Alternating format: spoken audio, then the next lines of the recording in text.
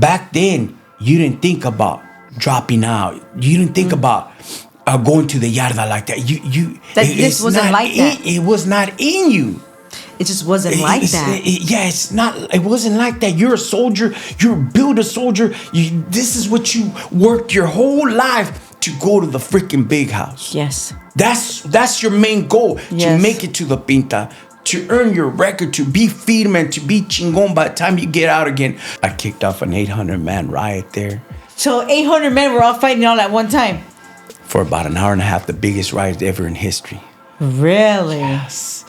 And it was because of me, but I didn't do it intentionally, you know? And a Huda walks by, and he turns and he looks. He goes, "You're from Norwalk?" Well, yeah. It was F Norwalk. "You know your homeboy such and such?"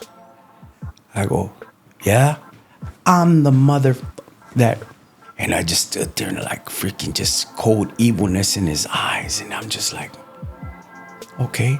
He freaking walks away, negra. And he freaking unlocks the door from the top. It's a setup. It's a freaking setup. I told myself, ponte listo, carnal. You know what I mean? This week we have Rocking Chicano. Anthony lived a really rough life. He was in and out of jail since he was a very young boy. Gangbanging was all he knew. This one has some pretty crazy stories, some very sad ones too. If you know him, you'll love this. If you don't, you're in for a ride. Make sure you subscribe, like, and comment. We're not wearing that old. We're wearing the new Paisley Bandit sweatpants.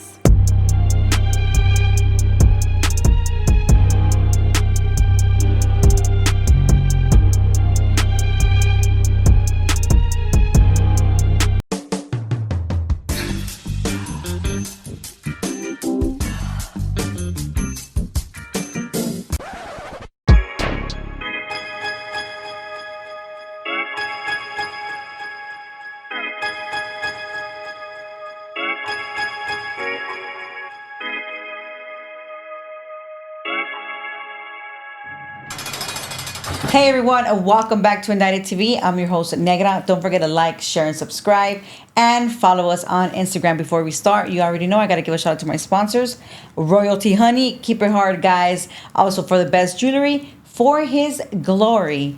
Make sure if you're throwing a birthday party, a big event, make sure you get your porta potties from Always Gone. Because if you're not shitting in those, you ain't shitting right. And if you are in an accident or you need 24-hour road assistance, make sure you get at Los Duros Auto Collision. And you already know we ain't wearing nothing else but Shockaware. And on today's episode, we have Anthony Rockin' Chicano. Welcome to Indicted TV. Thank you, Neda, for having me here. No, you are welcome. You know what? I am so grateful that you're sitting there and you said yes. You said yes to coming and doing this interview with me. Well, I'm only here because of you. Thank you. I'm being honest. You know, I don't do prison shows or speak about my past or all that because I'm mostly in my future, you know? That's right. But I'm here because of you. Thank you. Because we can't forget our past. Without our past, we wouldn't be where we're at. Amen. So tell me, Anthony, tell me where you're from, where you grew up. I don't mean the gang. How was your mom, dad, the inside of your house growing up? Wow. Let's rewind it then, all right? My mom was the black sheep of the family. My whole family was already out here in United States, and they end up going back when my mom was pregnant. And Mexico? In Mexico. What part? Guadalajara. San Pedro Tlaquepaque. And my mom was pregnant, and my sister was born. So the family went down there, kidnapped my sister, and brought her to the States. And my mom was like, oh, man, you know, I got to do something. So she ends up going to the border, hooks up with the coyote. And they moved to LA, and I was born about a year later. And right after that, my little brother was born right behind me. And so you guys are just kind of like a year apart. Yeah, so she was trying to make a relationship with the daughter because my grandma and the family had kidnapped the daughter, and Wow, that must be super hard as a mom, you know? yeah, well, she was a redhead. She is a redhead, red freckles, redhead, and she was unique. And they're from Guadalajara, so they're like blue eyes, blonde What, hair. they're widows over there. Yeah, so we're all dark, and my mom came down here, and the coyote was doing his business, and soon as my brother was born, he looked at him and he walked out. I never met him, and we're stuck in the hood. Years and of mayhem, of my jefita being a cantinera, going from place to place, selling dope, doing her thing. She did the best she could. We were raised in the barrio. We slept in motels, hotels, cars, and you learn, you live and learn. And by that time, the whole family was already from the barrio. My other uncles that were here already, they were already Which, from like the her barrio. brothers. Her brothers, her cousins. Okay. But the family goes back all the way to about, I believe, 58, 59 in the city of Norwalk. Okay. So that's where we're from. That's where I still reside there, Pero she did the best she could to raise us. It was hard. Single mom it's hard. We looked for the 15, the first and the 15. We used to run down to the corner and get the mailman's check in. We're all state raised. The powdered milk, the huevos, the block of cheese, and we went from place to place, and it was hard. Well, my family had it made. They all had a house. They all had their things going on. But since my mom was the black sheep of the family, we were rejected. But I believe I held so much resentment. So as you grow, you hold that resentment because my uncles would be like, hey, you want a quarter? You guys want a quarter? And they would make all the cousins fights. Of course, I would win because I needed the freaking quarter. Yes. So it took a long time, and I held a lot of resentment. And sure enough, they were already part of the barrio. So by 12, 13, I was already in the hood. And especially before in those days, it's like it was kind of more normal for the youngster to be from the neighborhood at a very young age. yeah. That was like what it was. That's because everybody's outside. Everybody's from the hood. Everybody's just outside, Yeah. and that's all you're seeing. So it was actually really normal for that. Yes. Very, very normal. And how was school for you? Since we were going from place to place, I would go to sleep at school. So they would get mad, and man, they gave me hell. I flunked school, I think second grade, and I failed all my classes. And luckily, I was able to get to the next level, next grade, and third grade, fourth grade, I met my best friend, my brother. They came from the avenues. This whole family's from there. That's right. They were from Guerrero. So That's where all my friends are from. Guerrero. yeah. So they came from that area, and they came to Norwalk because they used to play soccer. And he was a skinny little dude, and they would punk him. And I finally started sticking up for him, and he started giving me his lunch money. Oh no. And yeah, the lunch, and whatever he would bring me food, and like, look, I got this, and he was real puny, and man, he became my best friend, and it was tough, but it was mayhem. He would take me, and all the guys would come from that area to go play soccer in the barrio, and it was just, you just grew up too fast. Too fast. When did you start changing as far as, like, obviously your life was always, like you said, chaotic and it was never stable, but as far as, like, when did you actually see yourself changing as far as, like, getting into trouble? We were always getting into trouble. We were stealing the GTs, the mags, the Diamondbacks. The bikes. The bikes with Okay. the bolt cutters. We were kids, we needed food, we needed money, and and we started doing everything that we could to.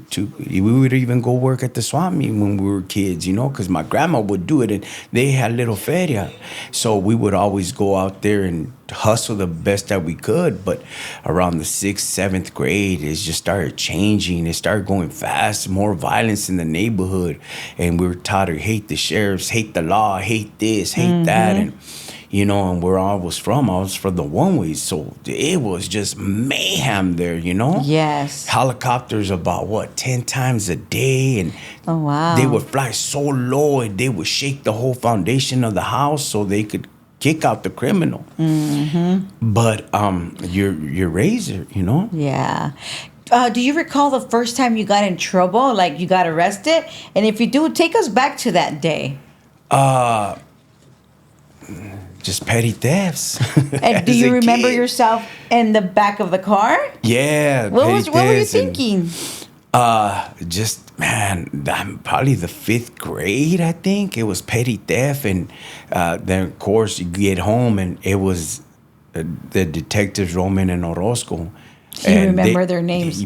Big time, because they had family from Norwalk, and my mom would see me. They would pull up, and my mom, I got it, Roman. Hey, gracias, Orozco. Take me in and freaking try to deal with me. But I was already blocking the punches from my mom, and you know what I mean? And just, and my uncles just like nodding their heads and, whatever. Like, agarra la onda, güey. Yeah, but I just end up still going back in the calles, and then sure enough, 6th, 7th grade, I was stealing my uncle's cars, their scooters, their Yamaha 180. I was gone. We were just fools. We were straight. Yeah. We were enjoying straight life. Oh, man. In whatever way you knew how. And my Uncle Mike, he hated me, he would wait for me. And I was probably in the 7th grade. I was already 6th, 7th grade. I gone with this scooter, and it's a big old 180. It was big back in the days, I was small. Man, I said, vida loca. If I'm going to go, and we would go gang bang. We would do all kinds of crazy stuff. I'll come back, and I'm going to get the whooping. I'm ready now. You'll pump yourself up. Yeah, I would turn off the scooter and roll it in there real slow and pick it up. And he would open the door. He's a big old fool, man. He's all like, hijo de la chingada. And bam, bang. I start getting the beat down. I fight back, but damn, I'll be freaking black and blue, But it was your fault. Yeah, I rolled with it. And then my uncles had his cars, and man, you know what? Screw this. These vatos don't even look out for me. They don't even give me money, whatever. And kidnapped the freaking Ramfla, hijack it, vámonos, take off. And that was in the 7th grade, 8th grade. Yeah, and banging on it and crashing it, and oh man, coming back. Well, hijo de la chingada. You know what I mean? Another beating. The beatings after beatings. I'm getting down, and that one just finally, like, I was maybe about 14, I think, 13, and that was a big old beating, and I just finally took out a crowbar and I started swinging at him, and he got a nice crush of cement breaker and he threw it at me, and like I was full of anger. I hated everybody, and that's what I guess sparked up my rebellious ways. And you know what? Right now that you say that, I was actually reading something not too long ago where boys from the age of 9 to 22, I believe, they are always it's like when their brain develops the most, right? Yeah. So, I don't know if you have any sons. Well, you're a boy, you're a man yourself, right? It's like you can't even say their names because it's always like, wow.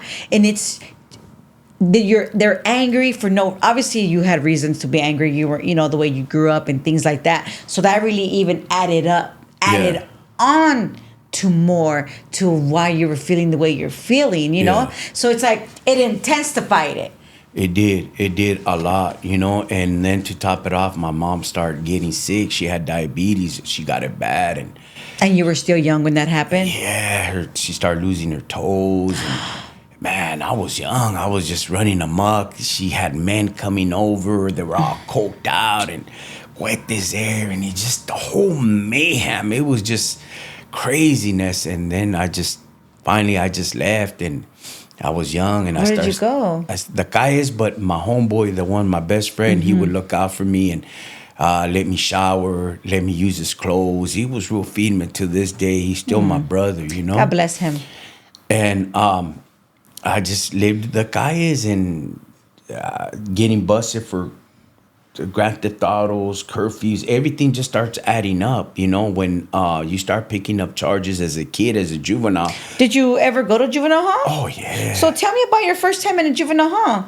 Like where you went, how did it look? What do you remember from that day? It was Los Padrinos. I think it was for a weapon. I can't remember, but I ended up going in there, and then right away I came out. Now, right after that, I picked up a 4 kidnap robbery, high-speed chase. Oh, wow. So, and just to have that jale was only freaking $16 worth of food stamps. And they threw me in there, and that's when you did a little bit of more time.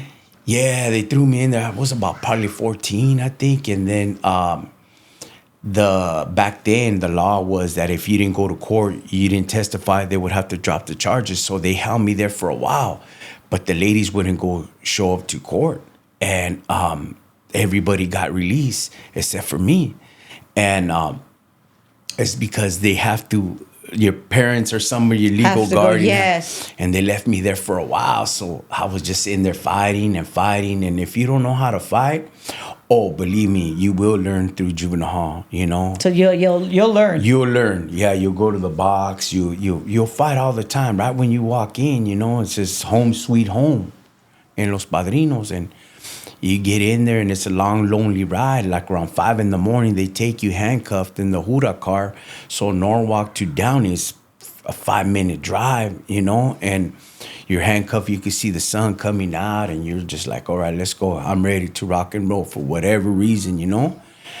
And that time that I went to juvenile hall, there was one of my enemies, and they had chairs, and we were handcuffed and by one hand, so they didn't have holding cells for us.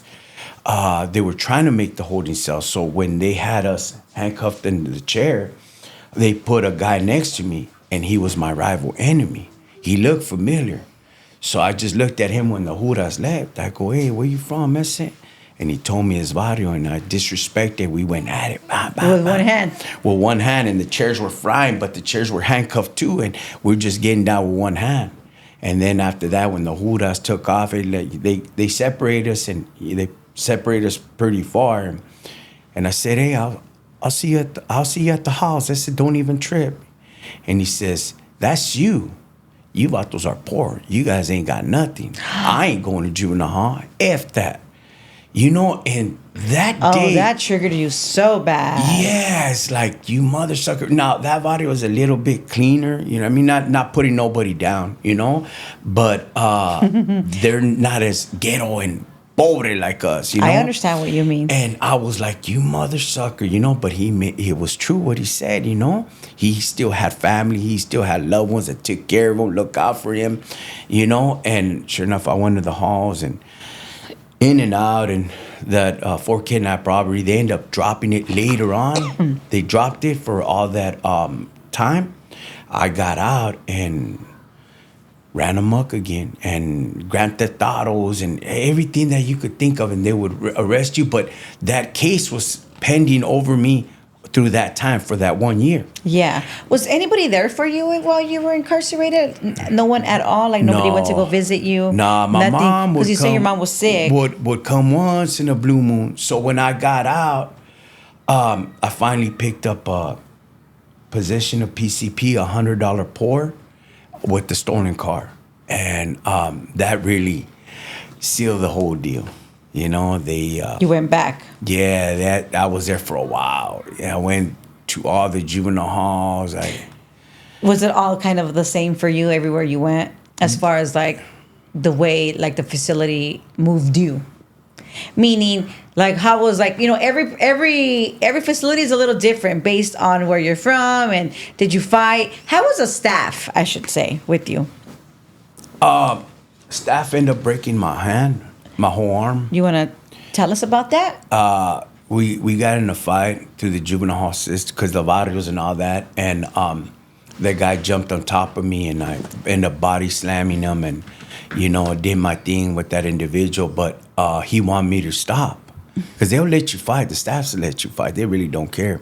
Finally, I wouldn't stop, and he picked me up from the trash man pants, that's what they're called. He picked me up from my shirt, and he body slammed me. And those staffs were ex-football players. They're and big. broke my whole arm, and I was like, damn, and I couldn't move it, and they said, all right, we're going to take you to Central. We're going to take you to the hospital. We're going to take you to the hospital.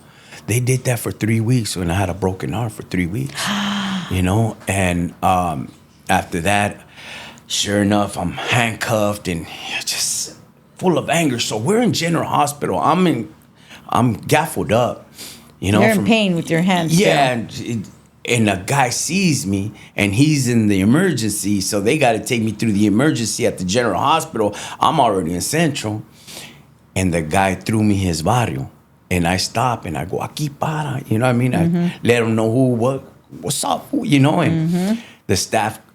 The lady grabbed my arm. She goes, you just don't get it, huh? I go, man, leave me alone, man. You know what I mean? And I didn't want to hear from nobody.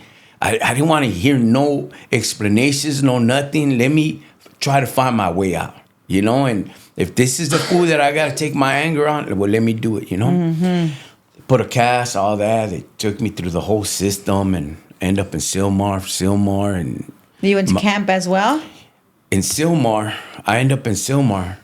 And it was my birthday, and no, like 2 weeks before my birthday, right when I get there, I get in a fight with another gang member, and they threw me in the hole in the box. They call the box, and it was like I was there for like 2 weeks, and I'm coming out, and it's my birthday.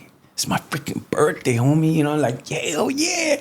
I think I just had turned 15, And I'm like, hell yeah, it's my birthday. I'm going to get my little cake because they give you cookies and milk for snack. And yeah. And they had a TV on because it's rare they have TVs in juvenile hall. And I walk in there, yeah, it's my birthday. Nobody knew, And the guy gets up. Hey, I said, where you from? Oh, no. And I put it down. And he told me his barrio, and I disrespected his barrio, and I grabbed the chair and I cracked him with it. It's just anger just came out, and they ended up grabbing me again, threw me in there. On your birthday? On my birthday, and the guy goes, man, why would you do that on your birthday? F you, F the system, F this, F, get some, come on, just full of anger and bitterness. And I was like, man. Sure enough, I ended up going to Campo,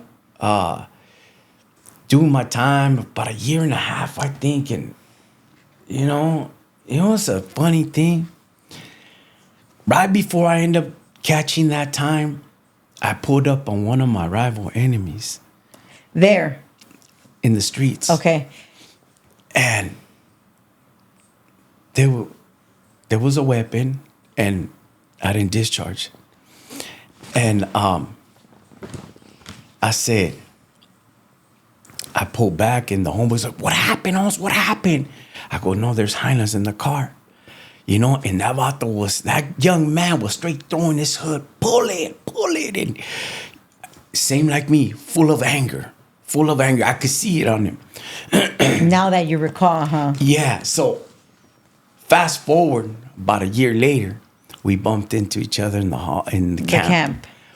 And he goes, you look familiar. He made it cool after we got down. He made it cool. He goes, you look familiar. I go, yeah.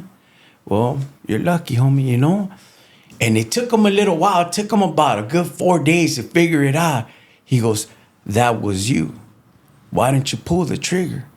I said, there was witnesses there, And he said, all right. Okay, I see. And that was it. Time goes, he does his time, we do our time, and I'm out now. So time goes by. And you're still like 16 years old, 17 now. Oh man, I'm straight banging. I got a cutlass. I'm 520 system, strapped down. I'm you had all the girls. Did you have all the girls too?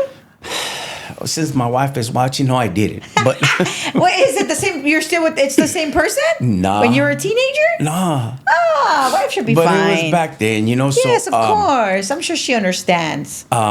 So I had the cutlass, I had the tinted windows, I had everything. And my mom, you know, she goes, Mijo, I need a favor. And she had called me at my homeboy's pad, which my brother.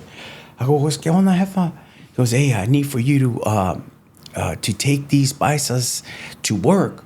I'm like, man, I just finished partying at 4 a.m. You know, she goes, Mijo, just do me the favor because they helped me out financially.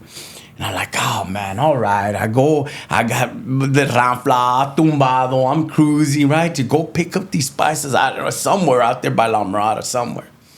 And they're jumping the car, and I'm bumping. I have the windows down, and it's cold. It's my car, you know? And I'm coming down out of the bolo, right? And I'm cruising. Sure enough, a car pulls up next to me, and he has a Mexican blanket style, Tijuana style. And he goes, remember me, puto? And he freaking drew on me. Oh, man. I looked at him. I looked forward. It's my time. I put my head down. That's right. Remember me. And he took off. I was like, damn. It was the same fool. It was the same dude, man. And the bicycles were all scared. Let us out. Let us out. Like, no, I'm just going to take you guys out. You know, take you guys. And I did. And I left them and whatever. But I'll never forget it for that same anger, that same bitterness, that same lifestyle. It came back to me. But maybe because I gave him a break, he gave me that break in return. He just wanted you to feel that feeling, probably. Yeah, I'll never forget it. That's besides all my car full of bullet holes and all that, you know, blasted. It looked like sometimes I just got tired of trying to repair the patches on the bullet holes, you know? Let me ask you this really quick, because you already got out, but because the little stretch that you did at the camp and the juvenile hall, that, you know, obviously you didn't have no family members or anything like that for you there. What would you say was like the saddest thing that you recall? You want to know? I do. You seriously want to know? I do. We were in camp up there in the hills, and it started freaking snowing. And all the kids got up and they went to the window. We were kids. Of course. And they're looking like this, and the pack of wolves come out. And it was like, hey, look, look, look. Everybody's excited. We were at the window, and I pulled back, and I started analyzing it. Like, what is it that we lacked in life? What is it that we're missing that these kids are so... All of us were so excited to see the freaking snow, you know? And I'll never forget that picture. Then sure enough, they freaking let us out. It was mayhem. With the wolves? Yeah, the wolves took off. Oh, okay. They took off because it's a big old location. They took off. They just pulled up real quick, like 5 of them, white ones, and they took off. They were gone. And sure enough, they just kept on snowing. They let us out, and everybody's grabbing the rocks and throwing them with snow fights. I don't want to do a snow fight. I just want to do something creative. I've always been different. I made a big old snowman. Everybody jumped on board, did the whole desmadre. And, you know, those are the memories as a kid that you try to have the best time of your life, though you never lived it with your familia or your loved ones. But yet them people that were there that you got along with, you understood that you're going to ride with them. And what I mean about ride with them, because they would break us down. And there was a slow individual from a barrio. And he was kind of slow. And they hated him, the staffas. And they would do rutinas. And they would say, who thinks such and such is a freaking idiot? You know? And the people would raise up their hands and they could go and take off and go play. And we caught it from our families to stick for the raza when it comes down to it. That's right. So all the homies wouldn't raise up their hands, and they kept us out there for, until about 11 o'clock at night working out, you know? And we were kids and out there in the cold, you know? Who thinks such and such is an idiot? And everybody just with their hands down. And, you know, you could hear, and, you know, like, hey, Holmes, nadie se mueva. You know what I mean? Like, already just, program. I would speak up, you know, like, nobody move. Vámonos. You know what I mean? That's right. And then we were kids, Then I get out and do my thing. That happens with the car. And sure enough, I picked up a freaking armed robbery. How long after? Not too long. I picked up violation and an armed robbery. So we were 17, 16, almost 17, and we end up going to, we got caught on a high-speed chase all the way from Orange County to, and that was a continuation school. That's right. It was a continuation school. We partied there all night. At the school? All day. We partied. When you say party, what do you mean? You used to get high? Highness, Bisto. Okay. We you didn't do any other kind of drugs? We were doing soda, you know what I mean? We were doing coca, pero we just, out there in the back, just partying. And sure enough, we're like, hey, you know what? Screw this. Let's just go across the street. Ain't got no more pesos. And we end up robbing the liquor store across the street. Oh, no. And the guy took the license plate, whatever, and I had my jefita's car. Because the Cutlass had bullet holes on it. I didn't want to get busted. I was tired of getting pulled over, getting tickets, Because you didn't have license, did you? I didn't have no license. And then they would take the car from you? They would take it from me. They would, oh man, but I would hustle the money real quick. I mean, we lived that life, the fast life. So after that, we took off. We got in a high-speed chase. And tell me about the high-speed chase experience. Was that your first one? No, heck no. No, hell no. No, heck no. Well, this is a high-speed chase that got you to do your long term. Yeah, no. Oh, we okay. still, but we're still juveniles. Okay, So we're in a high-speed chase. We take off, and sure enough, we end up taking off, and we ended up in Diamond Bar out here, somewhere out there, and we get busted, and they gaffled us up, and they got everybody, and they took us in, and we had a homeboy that was 18, barely 18. I was 16, almost 17, and then my homeboy was my best friend's brother. He was with us, and he was 16. So we were all teenagers, and they took us to Orange County Juvenile Hall. We're like, what? They got TVs here? It was different. They got couches here? They got carpet here? They bring you the hot plates and like, what the heck? Different. Oh, man, way different. The vatos had Nintendo there. You know what I mean? I'm like, what? And you could have a TV. You could have a radio in your room. And like, we're used to being nothing. That's it. You can, a bed, a bunk, and your roll-up and a mat. book. Y que te fue bien. Yeah. And they end up trying to send us to YA. And during that time, we were fighting it, and they offered us 6 years in YA. So they're like, it's a deal. Everybody gets 6, and you get 3, he gets 6. That's what they're offering. You want the deal? And my homeboy was already in the county because he was 18. Mm-hmm.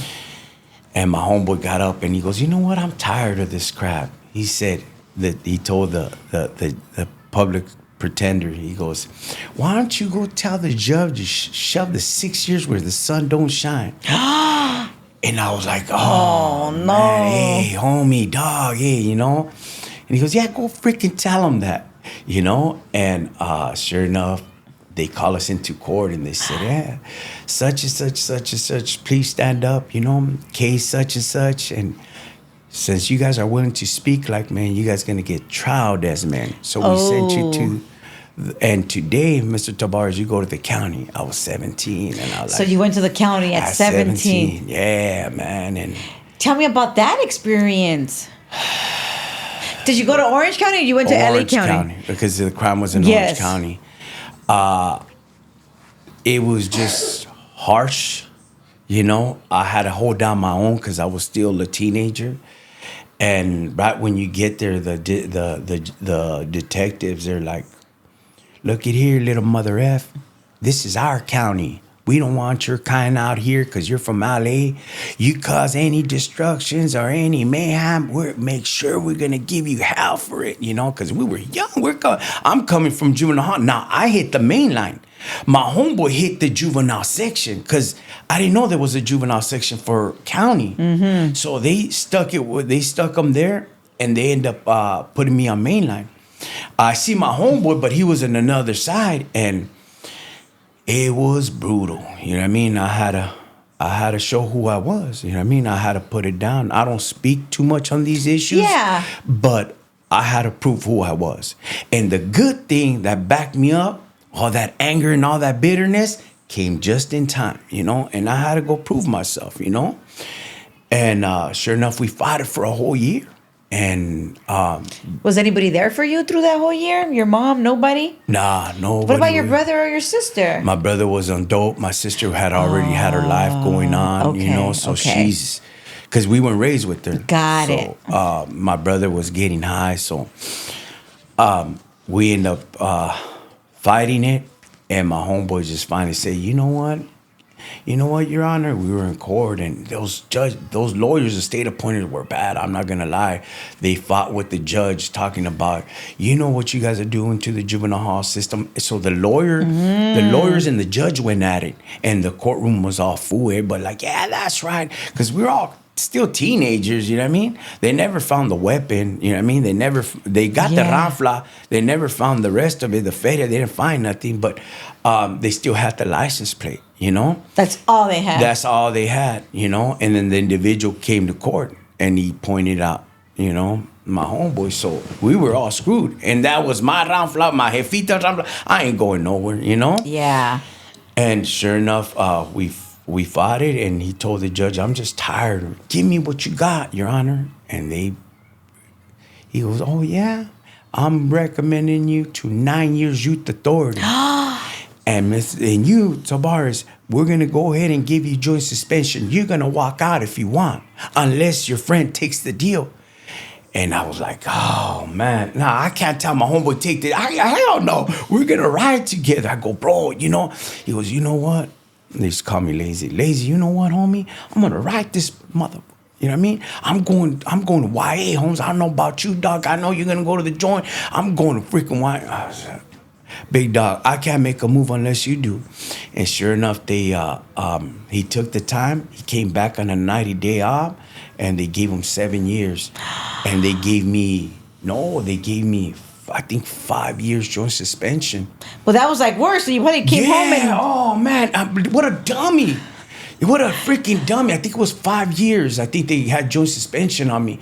But they gave it to me waiting on my homeboy to take, because they wanted him. Yeah. But we were just attacked, because he was the one that... The big mouth. The one that individual pointed out. Okay. And okay. We ended up finding out that individual with that company ended up suing the family, because he was still a teenager. So they wanted his family. They wanted him. They, like, everything, the lawsuit and everything, it evolved around him. When you grow up, you put two and two together, yeah. Man, you know. But since he was still a juvenile, he's still under his parents, so they didn't want to let him go, you know. And it was him, Your Honor, you're him. And, you know, with me, well, you know what I mean? I was in the rafla, you know. You know, of course, I was a getaway driver. I've been convicted of it already, you know? Yes. But they wanted him, so he ends up taking the time, and I get out after about a year and change, and I'm already... Oh, fighting the case. Fighting the case. And then after that... what did you get? What did you do when you first got out? Barrio. Straight to the hood. Straight to the hood. Freaking go get PCP'd out. PCP'd out. Then straight up, my homegirl was there, like, what's up, lazy? And end up freaking taking off. I just, sure enough, let's backtrack. So I'm getting out. Ali comes and picks me up. Oh, dang. Yeah, that's right. Ali comes and picks me up for the violation of the juvenile. Uh-huh. I'm already 18. Oh, so you go to the county. I go to the LA County, and then I go to freaking Los Padrinos. Did you actually go? Well, tell me about your LA County experience, because that's your first time. It was true what they said. It stinks. You better be ready. Keep your feria closed. And because before you were able to have money. Yeah, you had your little money sack, and stay away from everybody, you know, stand back, don't get involved in nothing. And sure enough, it freaking, as soon as you walk in, that thing freaking smell like Fundilla, homie. It smelled like straight fundido. As soon as you walked in the door, I was like, oh, damn. And then you got to strip down. And it wasn't nothing like Orange County, you know. And Orange County was beautiful. it was kickback. But the only thing is that Orange County doesn't play when other individuals come to do crimes in Orange County. Makes they sense. don't play. Yeah. They'll throw you the book, you know? Yeah. They bad enough they're already dealing with their own that they don't want nobody else coming in. And it stunk, and they go, you go to court in 2 days, and I'm like, what? I'm like, for what? You know what I mean? I'm just pretty, we don't know. Don't ask us that question. So sure enough, they take me in the freaking van. In the juvenile hall, back in the juvenile section, you know, I'm like, and all the kids, you know, it's a trip because now you graduated. Wait, you thought you were all big? Yeah, you're on your county blues now. You know, they don't have the same You're county feeling blues. yourself too, Yeah, though. you're all freaking, I'm all cut up. I've been doing rutina and, you know, I'm freaking, I got my county blues on and all the kids are just looking, you know what I mean? And you're all gaffled up. And Oh, you thought you were the man. I'll convict, homie, you know? I'll convicto, you know? And I end up freaking going, and sure enough, like, hey, Your Honor, he just turned 18 just a few days ago. We want to go ahead and send him to YA, and, you know, and he has 6 years over his head. So we want to send him, Your Honor, on the last cases of this and that, the PCP, the robbery, kidnap, yeah, there you go. everything. And he looked at the case and he looked at me. And he told the district attorney, he goes, we can't do nothing with him. He's a felon now. He belongs to California Departments of Corrections. He's ready for that. There's nothing that we can do. If it was just county lit, then that's a different story. He has a joint suspension. And sure enough, they freaking sent me out, cut me loose. You went home? At 3 in the morning, like around 1 in the morning. From court or from the county? Yeah, from county. And my uncle picked me up, and I'm out of here. I go to my sister's house or my tia's house in La Habra. Oh, because you didn't even put your laces on. Nah, hell You no. got out. You only out 2 hours. Took off. I ended up going to a freaking pad. I stood there a couple of days. They shot up the house. Man, it was just freaking mayhem. Homeboys pull up. We go do holidays. It was just freaking brutal. You know, we lived it fast. You know, we didn't play around. It's like we do or die, you know? Yeah. And sure enough, I ended up I picked up, we were robbing connections, and I used to steal the ramflas in 7 seconds, you know? And Damn, was that like a... we were all timing each other. We were like competing against each other. My favorite cars were the IROX 5.7 with the T-tops. I love those cars. They were fast, automatically. It would automatically, with the turbo would jump up. So the gear shifter was even better because you could put it on second, making the turns, whatever, you know. But we had all these freaking ramflas just doing jales, and we were robbing connections, and we end up in another area, and my crimey was driving. I was sitting shotgun. They socked her up, and I couldn't open the door, and I said, pull up. And I've been convicted for this, so it's all right, you know. Of course. I pulled out an M1 assault rifle, 32 rounders, 64 with 2 clips, and sure enough, they ended up testifying, and This is what led you to your prison term. yeah, but that led to the gang sweep raids. So that they put everything together, they added that charge, and sure enough, they raided the house. And I used to sell dope to the neighbor, and they gaffled him up, and I had Bertie pulled up on a G-Ride, and they gaffled him up. Hey, what's your name? What's your address? Or whatever. And sure enough, they pulled out his ID, and he calls me from the freaking payphone. He goes, hey, lazy, they want you, fool. They're after you. They already surrounded the whole house. And I'm like, son of a, you know what I mean? I'm like, man, what do I do? I grabbed my brother's clothes because he was like a regular freaking Bob Marley vato, and I freaking grabbed all his clothes. I put it on. Hey, man, you know what I mean? I jumped the freaking back door. Right when I opened the door, I could hear the front door being knocked out. Boom, Norwalk Sheriffs. I jumped the back freaking fence. I took off, and they didn't see me taking off, but I heard the door. Yeah. You know what I mean? They come in after they kick the door. They don't come right in. I took off, and sure enough, I had to walk by the Judas. So I'm like, hey, officer, how you doing? You know, I was all prepped out. You're like all preppy, you know? So your brother was a raver, Bob Marley vibe. He was freaking always into peyote. Okay. He was all into that hardcore droga, you know? And I ended up taking off. I got away. I was in the run for like 3 months. How were those 3 months for you? Brutal. Freaking brutal. When you're in the run, you're always keeping trucha. You're always alert. You gotta have a cuete with you. You G-Rad after G-Rad, wherever you're at, just always freaking on the prowl. You don't trust nobody. I think those were the worst times of my life where you're just in the freaking run, you know? Mm-hmm. And I was doing jales, home invasions, burglaries, and I used to love hanging around with the tecatos. Why? Because back then it's different now. There's no tecatos now. The drug is different. Back then, the fix had to be by 5 in the morning. So if you would go attend it at 12, 1, 2 in the morning, it was like a working agency. Like they're gonna go get their fix, so you just tag along with them, see what jales they got. So it was like a working agency. I don't know saying. So it was like an agency. So we were just doing jales left and right, but I swear, I thought that I just wanted to get busted. I was just tired. Yeah, I bet. I was just tired. Sure enough, my feet that was already in the hospital. She was already dying. I have a G-Rad, I'm strapped down. They told me that she didn't leave the hospital, so I went up there and you know, I'm all felon on the run. A hot mess. I'm a mess. And I didn't want to look at her because I just had my elbow against the window, you know, and I like, hey, if I'm going to go away for a long time before I was wanted for 14 hours. I'm going to go away for a long time. You know, I'm like, oh, if what happened to us? And that's all. You know, but, you know, but in this time,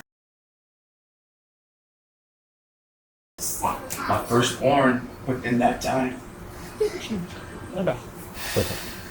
he got strangled by a lot. So everything just collapsed on me, you know. Back it was 8 months, and it was just got freaking, man, we got all this out of it. It's just a ball of mess. Nobody could figure it out. No mankind could figure out what that ball of mess was. I just turned around and said, ¿Qué pasó, my fan? And she never asked her. She just put her head down and she let out some tears. And I walked up to her and she was sick. Her kidneys were failing. And I you know, like I said, while I was there, and I kissed her in the forehead. And to come, and every other freaking world. And I let the boy play. I was supposed to go pick up another car. And, you know, I didn't need the gun, so I left there at my brother's pad. And sure enough, the Judas got behind me and high-speed chase, the same time, the same place, like always.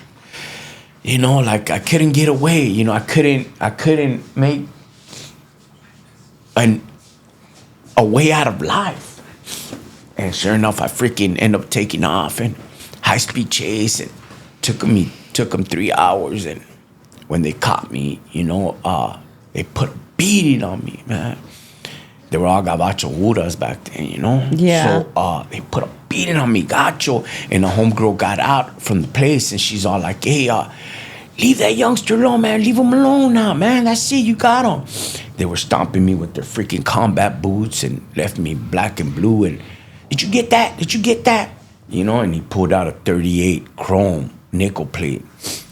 Like, Mother F. I was cussing. I don't carry that. I carry big cuetes. Don't insult me with that little crap, Mm-hmm. And sure enough, they gaffle me up and they're taking pictures. The vato, the cameraman, I kicked that fool. Get out of my face, homie, And they caught me on the good side of Norwalk because back then, Norwalk was mostly Caucasians,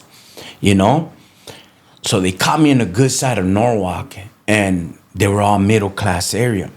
And they all clapped. Yeah. I go, wait up. And I'm handcuffed. And they thought I was going to say something good, And I just said, I don't know. I start banging on those fools. You can never get rid of me. All the anger and all the bitterness, I just let them have it.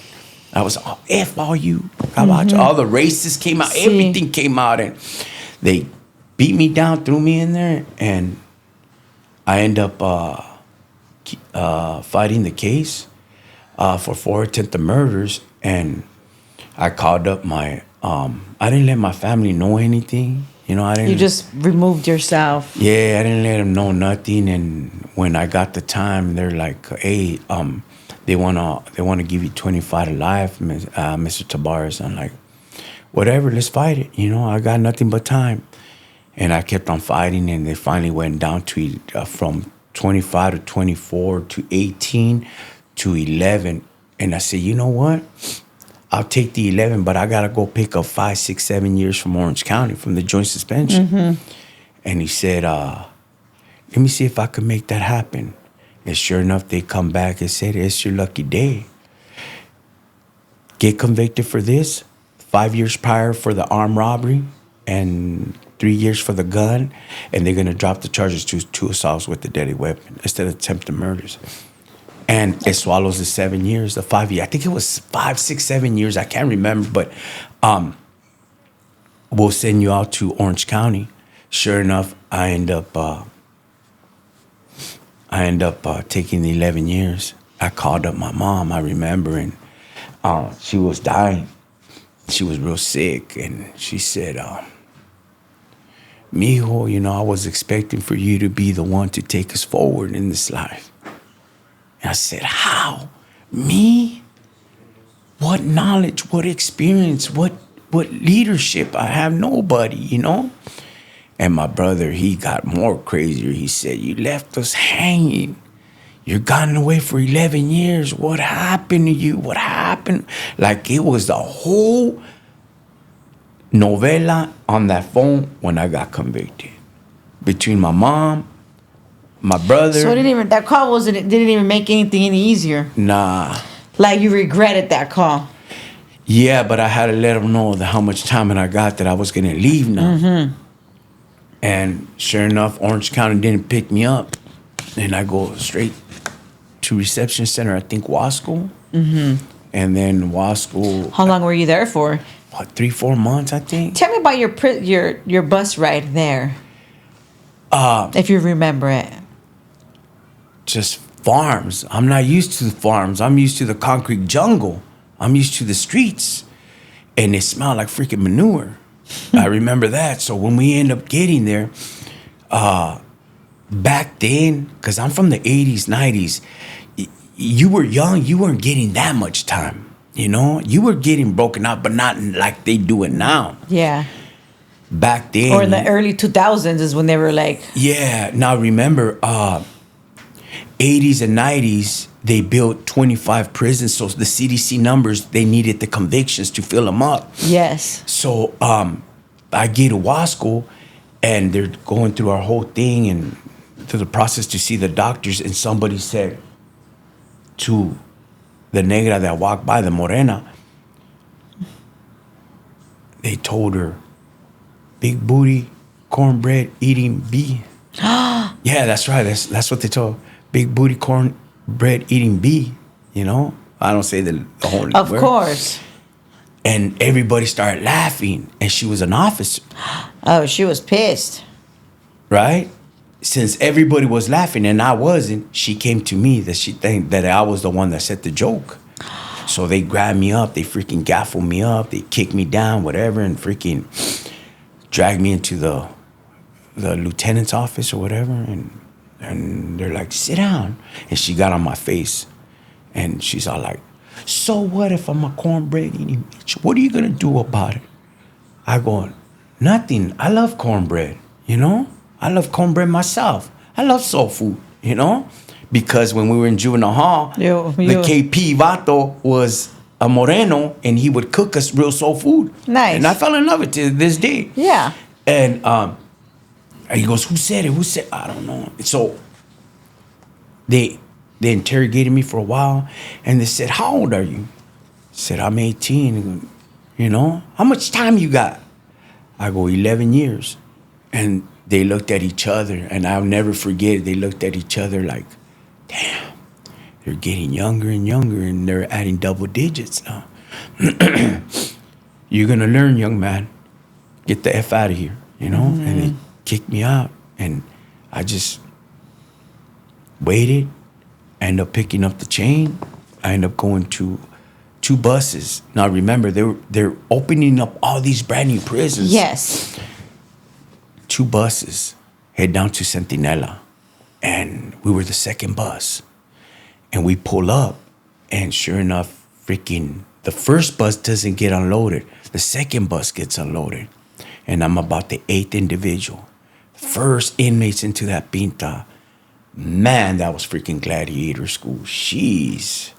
Who, right now that you said that, who did you have to become to survive that place? You know, you hear all these stories about prison, and they prepare you, but you can never be prepared enough until you go through it. Yes. That anger and that bitterness, that rebelliousness, that bitterness in that heart is what made an individual to freaking carry that number. I carry that number with pride. See, I don't get too political, Negra, into that, because back then, you didn't think about dropping out. You didn't think about going to the yarda like that. This wasn't like that. It was not in you. It just wasn't like that. It's not. It wasn't like that. You're a soldier. You're built a soldier. This is what you work your whole life to go to the freaking big house. Yes. That's your main goal, to make it to the pinta, to earn your record, to be firme, and to be chingon by the time you get out again. Swole on parole, you're still young, you still have a life ahead of you. So all that just kicks in. They didn't have no clothes, no nothing. So all the scorpions were in the floor. So a lot of people slept naked because of the it was brand new. It's in the desert, still rocks, still dirt inside the units. There's still rocks and dirt inside. You mean scorpions? Like scorpions, because it's so hot. So everybody took out their freaking thing, and there was no AC, no nothing, and they watered their freaking jumpsuit because we got it from Wasco. And then you would put it on or put it under the floor for like 1 night, 2 nights. Then they opened it too fresh that CDC didn't have clothing for us, blankets, pillows. They didn't have nothing. So they went to the surplus and got us Big Ben shirts.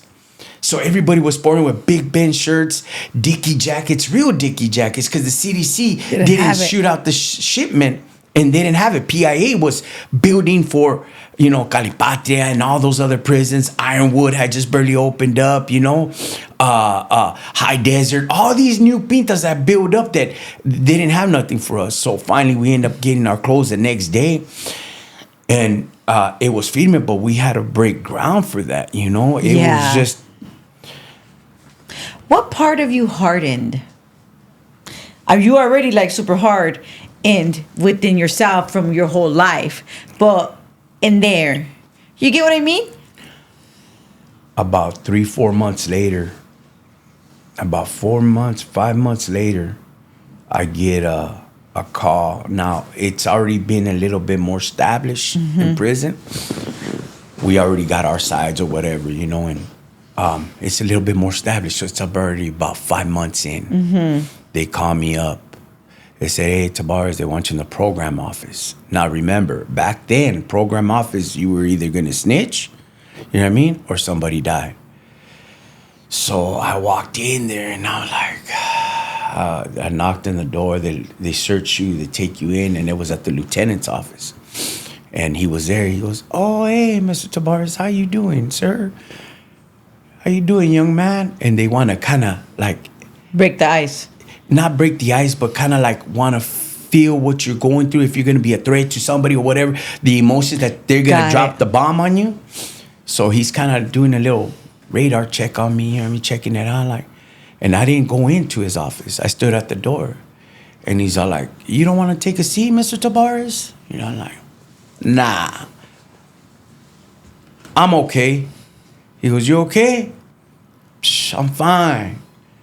He goes, "Can I head back now, Holmes?" And he's all like, "Yeah, you can head back." And I turned around. "But before you go, you don't want to know that your mom passed today?" "I knew it. It's all right." I stepped outside. You know, I was like, I walked the track. And like, I just got more freaking cold-blooded. I just didn't care. And I was really like mad, angry. And I came back to the cell. My cellie came down from Pelican Bay. Good dude, man. Good dude. Wizard from Harbor City. And I get to say his name because he's a good dude. He grabbed me like this by the shoulders. "Listen, fool, listen. Are you listening?" Like, "Yeah, I'm all right." "You're gonna be all right," I said. "This is the lowest point of your life. You've hit rock bottom. It doesn't get lower than this. It's up to you how you're gonna handle it. Now, man up. If you're gonna cry, go ahead and cry. I'll step outside the cell, Holmes. I'm feeding me. You straight?" "That's right. Doggone it, you straight." That's it. You know? And it just freaking, that's right. And I just sucked it up and I just freaking, you know? Because he went through it in Pelican Bay. He got the news from his people. And his Sally told him that because his Sally went through it. You know? And I was like, damn, you know? And sure enough, I lived my life in there, did the desmadre. What does prison do to a man's mind? It corrupts it. I learned how to do counterfeits. I learned how to do meth in there. I was doing all kinds of desmadre. That's why you had an individual here with Simon from Long Beach, good friend of mine's. When I seen him here, I started tripping out, and it brought back a lot of memories because me and him road dogged it for a long time. And it was true. He was the youngest inmate right there in CDC. I think he was 16 or 17 years old. And we were both young. We clicked up. And we just started causing a gang of mayhem. A lot of hate, a lot of anger. Doing what we had to do, you know? Yeah. What's something that you experienced that still sits with you?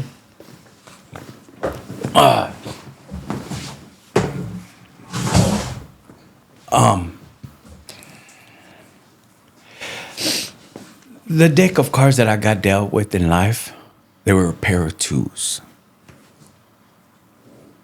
But those twos, those Kokomo Joes, are some bad freaking twos. I will never let them go for a pair of aces. To this day, I see life. I see everything. Those was a bad pair of twos. But if I could go back and tell myself, be patient, young man. Don't worry. There's light at the end of the tunnel. Amen. You know? I end up paroling. Orange County picks me up. So you did the whole 11 years? No, I did about 7. 7 years. 7 years. Before we get out, right? What did you do to pass time? Like, tell me about your daily routine. Working out. Chess. I went to chess tournaments. Of course, the handballs, the whole desmadre. Getting caught up in the mayhem. Getting my own stuff. I could only speak for myself. So I got my own shanks. My own weapons were mine. That was on me that, you know, I don't bring nobody on board. You know, I was always prepared, always alert, you know, and just try to, it was just crazy. It's like, you see things, you see grown men crying for their lives. You see everything. Yeah. You see it. It's normal to you when you see stuff like that, gruesome stuff. It's like whatever. Like nothing. To this day, I could watch best gore or whatever, and I could see the decapitation. Like, seen it. You know what I mean? Like, no biggie. You know? Yeah. You could see the whole desmadre, blood, and you know, like Ya no es lo mismo. it's not the same no more. You know, and it's a funny thing because I was in there and I was coming out of. I had a homeboy, right? And my homeboy, he was fighting life too. He was mayhem like me. He was all kinds of this madre. He ends up in the next yard. He sees me. He's gaffled down, and he picks up charges, and they blasted him in the yarda, you know, and they're shooting at him. He gets away. He gets gaffled up, goes to the hole. So he sees me, and he goes, "Hey, what's up, lazy? Come to the hole with me, Holmes. Come to the hole, dog." And like, big dog, I got cookies coming in, fool. You know what I mean? Yeah. I can't say dope. I can't, you know what I mean? Yeah. I got cookies. What's up on me? So I used to hook him up, right? While he was in the hole. But one day we end up going to vocation, and they called us back early because the vato was leaving in vocation, the instructor. So we're coming back, and back then CDC was so scandalous that they had the gladiator years. If you guys ain't familiar, you know, Google it. Corker in prison, the feds and all that. There was a setup. It was the gamble. You know, So basically, they would from we've heard in this from what we heard, right? Is basically like the guards would put two inmates to fight. They gambled. They gambled. They did what they had to do to pass their time. And you know, us people, we don't complain. We don't whine. We never say no because that's the life you filled up to. That's the life that you assigned for. So they brought out two individuals. They were there. We seen it. You could see through the hole in the back of the vocational training. And sure enough, they got down and they end up unaliving one individual. And I could hear my homeboy screaming, you know, and mother, and I know that's his voice. I know him from childhood. And I'm like, damn, and they slammed us down, the big old commotion, and we end up getting back to the cells, and he's in the hole. He goes through hell. They torture him. They grabs a hura and did what he did with the hura, and it was just this madre negra. Just it so was much. Freaking, I get out, negra. I get out. I'm gonna fast forward this because of that story. Okay. Well, I was just gonna ask you, what was the funniest thing that you remember within those 7 years? The funniest The thing? funniest, or like something light that brought light to you. They brought in these entertainers one time, the puppet people, and he still comes out and he's a Christian. And they brought the strongest man, and that puppet just made me laugh so hard. But we were so freaking ruthless, this madrosos, that there was an incident that happened there, and Oh man. they shut it down, and you know. But that was the funniest. Did you have any pen pals? Not really. Okay. My compadre, like, did I have women before I got busted? Yes, you do. You have all that. But you know what? You're so caught up in life that, in me, my point was this. Why drag that woman down for the life that you're living? Who are you to take her down like that? So I cut them all loose. You know what I mean? And I just did what I had to do. So that's how you dealt with relationships. You just cut them loose. Cut them loose. Cut them loose. Who stayed loyal to you while you were incarcerated? My homeboy. but they end up unaliving him Oh, sorry. while I was incarcerated. And my best friend that I told you, he would drop in once in a while, and he goes, "Hey, carnal, I have my first boy," because he has 7 girls. He has 7 girls.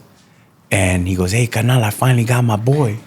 Like, nah, yeah, he had like 5 girls, and he had no boys. He goes, "I finally got one. And his name is Anthony, Tony." I'm like, "You serio, dog?" He goes, "Simon." And, I felt good, like feed me, because that was something nice. Yeah. That love you felt. Maybe? Yeah, so within that time, the homeboys were coming into prison. And they're like, "Hey, bro, we need to talk." I'm like, "What's up, homie? Well, talk to me." I said, "What's up?" He goes, "Hey, your brother lost it, homie." And I'm like, "What do you mean?" "Yeah, he's crazy, dog." He goes, "No, literally lost it, Holmes, And I was like, all right, Holmes, whatever, And I had heard rumors that he was gone. When I paroled, sure enough, I pulled up on him, and he was gone. And I ended up going over there and try to help him, try to do everything that I could. And Before you get out, because you're going to get picked up, right? You got picked up by Orange County, you said. yeah, Before we get out, obviously, I always ask, this is Indicted, right?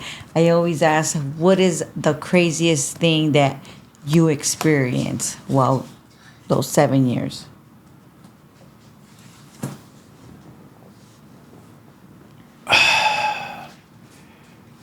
there was remember, Negra, this is about the 27th prison that they've opened up. There's no lockdowns.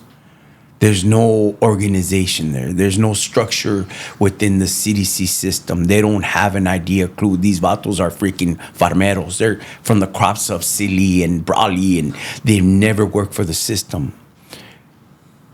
There was so much jale there that they wouldn't even lock us down. They wouldn't know what to do with us. I see what you're saying. Yeah. So to try to give you a story or a time, That's there's impossible. too many of them. I lost track, I think, about the 20th one. What moment hurt you the most while being in there? It would have to be with my mom's incident. Okay. That's pretty big. Yeah. That's pretty big. What was your first day out like? Or when you got released, that's when Orange County picked you up? Pick me up. Okay, tell me about that experience. So, I'm up for parole, and they have a hold on me. So I'm like, "Hey, man, what's this hold?" And what they didn't know, that Orange County didn't pick me up, but they sent me a letter. And I'm like, I better hold on to this letter. I held on to that letter for 7 years. And it says, "You're now part of Departments of Corrections. We have released you. We have no authority, no charges towards you," something like that on that letter. And I tried to show the Hura, and they didn't care. So sure enough, when I'm about to parole, they came pick me up. I said, "Tabar's, like right here, you got a robbery in Orange County." The robbery was a joint suspension. They gaffled me up, and they took me at 100 miles per hour. Now remember, I haven't been in a vehicle for 7 years. So they're smashing 100 miles, 120 through the desert. I'm like, "Oh, damn, I gotta say. I get to the Orange County. Now I'm swole. Now I'm healthy. Now I'm older. I'm a full man now. You know what I mean? I ain't no 17-year-old kid. I'm solid as it comes. And what's up, homie?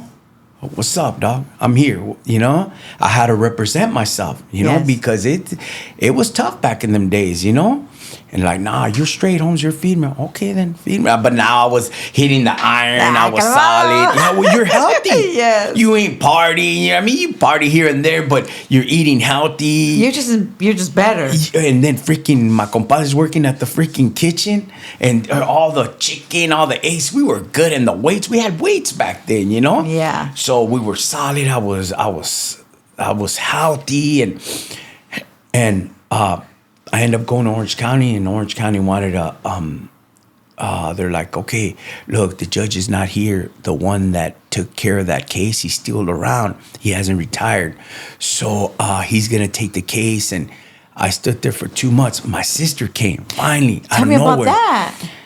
She goes, hey, you got to visit. And I'm like, what the heck? Who is it? You know, I'm thinking it's my brother's baby mama, you know, because she once in a while wrote a letter once a year, you know. I'm like, damn, I want to. Now, I haven't had a visit in years. 7.5 years, yeah. So I go up there and I'm like, oh, man, I wonder who it is. And it's my sister. She goes, hey, Tony. You know what I mean? I picked up the phone and what's up? Like, hey, man, they're trying to give me the 7 years. It was 7 years. He goes, they're trying to give me a 7. What? You just finished doing 7? But I don't worry about it. Everything's going to be okay, you know? Hey, mijo, you know, this and that. And like, how's everybody? He goes, your brother's not there, you know? I'm like, really? Is he not really there? He goes, he's gone, you know? He's mine. He's barefooted, pees and poops on himself, and he's gone in the calles. And I was like, all right. So we hung up. And then 2 months in there, I go back to court, and the judge finally goes up there. The same one. Yeah, from years ago. And he looked at the paperwork, looked at me, looked at the DA. He's like, what is this individual still doing here in the county, in the possession of the county, whatever? And he's all like, can somebody please explain to me what's happening here? Nobody read this letter. It was by an old district attorney that he already retired. And he goes, Mr. Tavares, we apologize. You should have been paroled from state prison.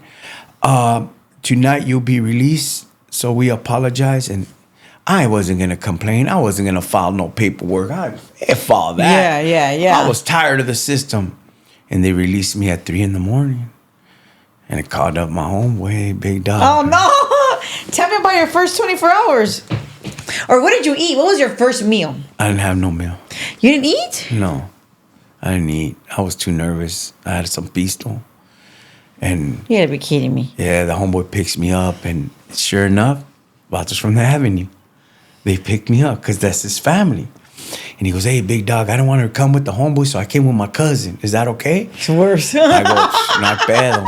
And they had pisto for me. And then, you know. And, Yeah. And we end up, you know. Did you try partying. to stay out? I was too nervous to try to even focus on staying out or whatever. So what did you do?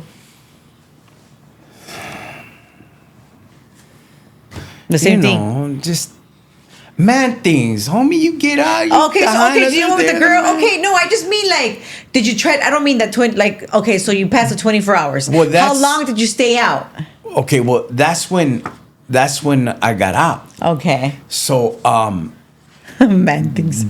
that day, the next day, which is the same day, I end up putting up at my sister's, and she's all like, I pulled up, and she sees me. She goes, mijo. I'm like, hey, mia, how you doing? Hey, thank you, homies. Hey, I'll see you guys. Hey, gracias, you know, whatever. And I grabbed my bag, and she goes, come in, let's sit down, you know. There's some rules and regulations that I want to tell you, you know, that because her husband's Mickey. Is he going to tell you? He's going to talk to you? I go, mia, the last thing I need is freaking rules and regulations. I'm just trying to stay out as much as I can. I don't know what's going to happen, you know, just, it's too early for me. And she's all like, all right. Mijo, are you hungry? Like, yeah, hell yeah, I'm hungry, yeah. You know what I mean? I'm like, man, some frijolitos, some arroz, right? And she's freaking going to the counter, busting it open. And I looked and like, what are you doing, Blanca? That's her name. She goes, oh, cup of noodle. Oh, hell no. Freaking cup of noodle. I just finished eating these. Yeah, she goes, what's wrong? I go, man, I ate that on my whole freaking life. All that time, I'm straight. And she goes, well, you know, she ended up cooking or whatever. But she goes, you're going to have to wait till my husband gets here so we could talk or whatever. And sure enough, he tried to put rules on me. I said, hey, I'm just here for a hot minute. You know what I mean? It's just let me be. And man, I was freaking running amok, you know? Letting me be, I was just... Letting me be is not a good thing. The only thing when I got out, right when I got out, I came up on a round fly, just right away start hustling, start doing the things that I know how to do. And they showed me a box. My sister, I was working out in their garage, and she goes, "Hey, Tony, I have something for you, And my niece and my nephew were there, and I'm like, "Huh?" She goes, "Yeah, this was left for you. Everybody wants you to have this." And there was pictures of the childhood of my mom, and I opened it up, and I'm like, "What the?" I haven't seen that since I was, 6, 7 years old? And I'm like, oh, it kind of like, it brought back memories, but it brought back memories from the time that I was in prison when they told me about my jefa. I was just angry, and no one could help me or settle me down or whatever the case might be, but just all that anger just built up, and I was just like, man, it wasn't the right thing to do. Till this day, I have that stupid box. I've opened it up maybe 3 times because I had to go in there, Does it always bring those feelings? Yeah, I told my wife when this life is over with, make sure you go to the corner of Seal Beach, the freaking pier, and throw that crap away. You know what I mean? But it's not crap. Well, it's just a lot of memories that, you know what I mean? You just probably still need to heal from it. Oh, I'm healed. It's just that's a life that my kids will never see, understand, or lived it. I get it. So when I got out, I got the ranfla right away, and I see my brother. I pulled up on him. I said, "Oscar," and I got off and I hugged him, and he stunk, and he was all tirado. "I'm gonna get you help. I'm gonna do this. I'm gonna help you. I promise." And because he was like my son, they called him my son. He lost himself probably after your mom passed, huh? Trip out. So I go do all that. I drop him at the free right there in Long Beach, and at the treatment center and everything. I come back and I go to my tias, and I told her, "Hey, tia, this is what I'm gonna do." And she's all like, "Mijo," she goes, "There's something I need to let you know." And I'm like, "What's that, tia? ¿Qué pasa?"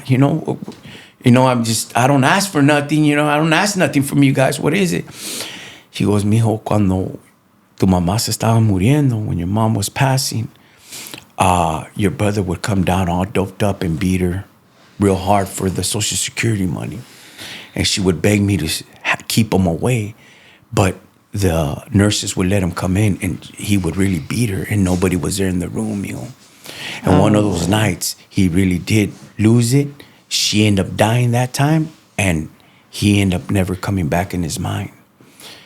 Oh, nigga, I blew up. I was like, It's like they should have never told you. Oh, man.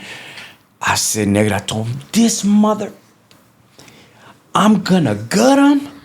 I'm gonna freaking run him over. I'm gonna do the things that I know how to do, and he's gonna freaking pay." And I was mad. I was heated. I still remember. And then her and her husband, everybody, they had to grab me. He goes, Tony, listen. He's already paying in life. What are you going to do that he ain't already there? He's gone. And sure enough, freaking, it took a while. I had to go get some pistos, some droga. I just had to calm down. Ran a freaking muck, nigga. So dope. Run a freaking muck. Had hyenas, strippers. Vámonos recio. And everybody's on freaking parole and running a freaking muck, Everybody's on parole. Most of us are on parole now. Just causing mayhem and freaking, man. Just a mess. Big old ball of mess. And sure enough, that hyena, she ended up getting pregnant. And I'm still on parole, and my son's born. His name's Anthony. And trying to just figure myself out, try to deal with my life and getting high and Everything. man, nigga, 100 miles per hour, no freaking windshield, vida loca, strapped down, go do hollies, and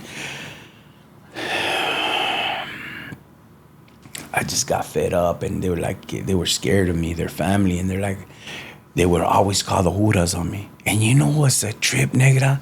That the juras would always let me go. They would be like, man, you gotta stay away from this place, because I was in Pico, right? I go, but my son's here. I gotta take care of my son. I got the feria. I gotta do what I gotta do. He goes, you don't understand, young man.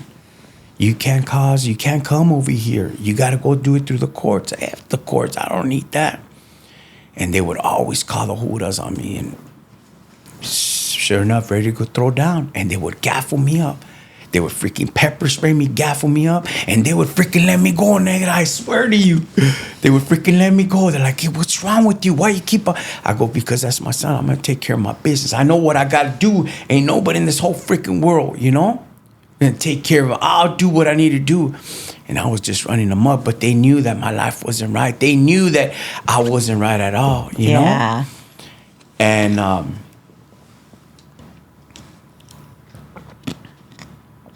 I ended up kidnapping my son. Vida loca. You know? That's my son. Yeah, I got to take care of my son. And they're like, we ain't going to call the cops. Anthony, just bring us back. Anthony, this and that. I go, that's my son. Why you guys holding him against? But you know, an individual that is not in his right state of mind, he's going to think otherwise. Mm-hmm. Finally, I brought him back, and, you know, and he was still a baby. And I had some of my stuff, but I was everywhere, nigga. I was freaking in warehouses doing hollies and just with freaking night goggles, freaking CB radios, freaking shadow people, and everything. Just the whole 9 yards, you know? And, yes. And one day I just got tired, nigga. I just said, you know what? I didn't believe in God. I just went to the St. Pius, and I was so loaded. I said, God, check this out, Holmes. I don't believe in you. I already overdosed. I already done all these things in my life. And if you could just help me, please help me. Let me get straightened out. Help me out. I begged him. That night, I go do a holly, come back, and all my stuff is at my baby's mama's house. Now she has an apartment, and she took the stuff there. So she goes, I go, hey, man, I need my ID. I need everything. I need to get my holly. And me like a dummy, nigga, I was like, in a back and forth game where you ain't gonna win, you know? So she was in the window, in the kitchen window. So it's the kitchen window, nigga, the door, and the big living room door, window. And they have blinds. So she opens up the door. Oh, otra vez, cabrón. I'm going to call the Judas again. Oh, is that right, fool? You're going to call the Judas on me? Why you always got to call the freaking Judas? I'll give... Now, they had curtains, right? Remember, they had blinds. And I go, oh, you're going to call the freaking Judas? I'll give you a freaking reason to call the Judas. So I stepped to the side, and I kicked the freaking window, the big old freaking window, and it all collapsed, and I hit my baby's mom's leg. And they freaking cut her. I didn't know she was behind there. So I figured she could call the hood. Let me break this freaking window. Go call the... And this was in Downey. They were racist. I was ready for them fools. And sure enough, it freaking cut her leg. And I didn't know it cut her leg. I do know that I felt something, and I could hear her scream. I'm like, damn. Oh, man. Oh, I'm hijo de su madre. Now the Judas are going to come for sure now. So I open the door, and she tries to run out. I go, hey, calm down. Just wait till the Judas get here. I'll go take care of it. Don't worry. Just calm down. And she's like, and she looks down, and her freaking leg is cut. I'm like, oh, la madre, you know? Sure enough, the freaking Judas were already coming because they had already seen me there. They had already called the Judas. She probably told a neighbor. And they come up. I could see 5 little freaking gabachitos, man, from Downey Judas. Es on, cabrones. Let's go, motherfuckers. And I went downstairs and freaking start throwing with these fools. They freaking put a beating on me. They gaffle me up. It's on now, you know what I mean? They end up freaking taking me. And they're like, and I'm doing freaking burpees in the south. You know what I mean? All you racist you're pumped up. I was heated, you know? So they're like, hey, they're like, you want, and trip out on this. Negra, I would go to the gym to lose my mind, to ease my mind. So during the gym time that I would go every now and then, and I would go pump weights. And a negro would always be next to me, a moreno. And he's like, hey man, you're on parole, you know? What's up, man? What's your problem? He goes, I'm just asking a simple question. Oh, you must be a freaking cop or something. You know what? I'm just here pumping out. Hey, I just want to talk to you. I want to talk to me for, what are you, homie? And he's all like, you know what? Can I just be honest with you? I see you coming in and out, and something inside of me tells me to make conversation with you, you know? And I go, what conversation you want? And he goes, anything, just talk to me. I go, who are you? He goes, I'm the main district attorney for the Southeast Division. I go, district attorney? I'm a freaking convict on parole, you know? So ain't nothing in common. He goes, are you sure? You know? I go, I can't get caught up talking to you here. What's wrong with you, Holmes? He goes, I just thought you needed a friend. So he would take off. I would go to the shower, and he would leave money in my shoes. Oh, nigga, that pissed me the F off. I ain't no snitch. I ain't no rata. I'm a freaking convict, homie. And I would grab the money and throw it back at him. What's wrong with you? His name was Eric. And he goes, yeah. I go, what's wrong with you, Holmes? And he's all like, ain't nothing wrong with me. I just want to know if you're okay. I want to help you out. I go, I want nothing from you, Holmes. And again, he did it when I took a shower. You know? And again through it, what's wrong with you, Holmes? He goes, you're going to need me one day. I go, maybe not now, but I'm all right. Fast forward, I get busted. The Judas put the paperwork under the guilty plea, which I didn't plead guilty to it, but they freaking okey-doke me. You want to go to the county right now? Like, hell yeah, vámonos. Go catch my chain. I'm out of here. You know? And I signed the guilty plea. Now, I get to court. Now, remember, my record, negra. So huge. Now they're like, hey, Mr. Tavares, I hate to inform you, but you've been struck with the Habitual Criminal Act, which is your 3 strikes, but it's called the Habitual Criminal Act. And I'm like, the Habitual Criminal Act? That's 3 strikes. He goes, yes. So they're going to bound you over to Norwalk, and they're going to go ahead and trial you over there. And I'm like, damn, la madre negra, I'm freaking gaffled up. And I go to court. I'm in court, negra, and then they tell me, I'm sitting down. Nigga, I'm sitting down. I'm gaffled up with all the inmates or whatever. And now this is the hearing. And I had already got a hold of my baby's mom. She goes, no, it's water under the bridge. Don't worry. I should have never been behind the window, you know. And you know what I mean? It was all fine, you know. But you guys, yeah. But they still got me for kidnap, for holding her down, like not letting her come out because of the act of the crime. And mayhem with domestic. So, and then assault with the Judas, the peace officer. So they're like, I'm like, oh man, I'm in trouble. You know, I didn't, you know, it's not like I grabbed my hand and, you know, there wasn't nothing like that. And I'm like, what a stupid idiot. I get 3 stripes. I'm going back to Norwalk. I can't beat another life in Norwalk. And I get a tap on the shoulder. He goes, hey, Anthony. And I turn, it's freaking Eric. Eric Parsons or Pardons. He was a mayor of Compton, and he goes, what's up, buddy? And I'm like, Eric, hey, Holmes, help me out, Holmes. You know, and I'm looking at him. And you know what he asked me, negra? Am I your friend? I looked at him. I looked at the convicts. I looked at my chains. Yeah, you're my friend. What's up, homie? And he goes, look, I can't take this case because it's a conflict of interest. So do you trust me? I go, yeah. He goes, you're in a whole lot of trouble.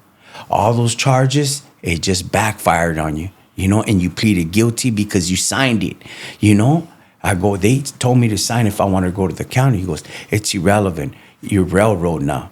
You ain't going to go back to Norwalk. But do you trust me? I go, yeah. He goes, you're going to go back upstate for another 5 years. I go, pasa, give it to me. Huh? You trust me? Give it to me. And I signed the freaking 5 years. I went and picked up the 5 years from the municipal court, then freaking Norwalk. Norwalk would have hung me, you know? Sure enough, I go back into the freaking joint.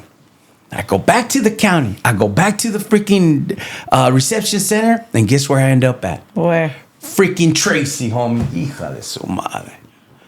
It was worse than Sentinel. Why? I kicked off an 800-man riot there. Oh, man, it was brutal. It was freaking brutal. So I got more charges, and I was just trying to...